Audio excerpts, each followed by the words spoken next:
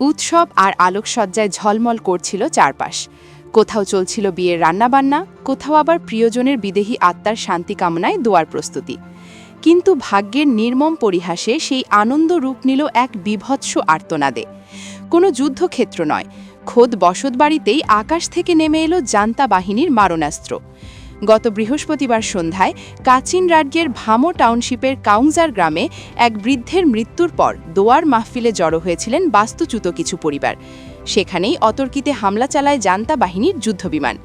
বিদ্রোহী গোষ্ঠী কেআইয়ের দাবি, এই হামলায় ঘটনাস্থলেই ২২ জন প্রাণ হারান এবং আহত হন অন্তত ২৮ জন।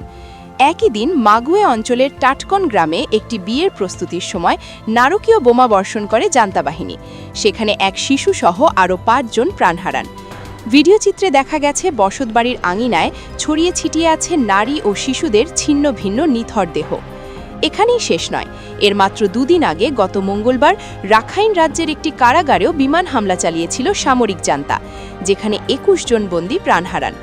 মানবাধিকার সংগঠনগুলোর মতে সশস্ত্র বিদ্রোহীদের দমনের দোহাই দিয়ে জান্তা সরকার এখন কোনো বাছবিচার ছাড়াই স্কুল, হাসপাতাল কিংবা ধর্মীয় অনুষ্ঠানের ওপর হামলা চালাচ্ছে।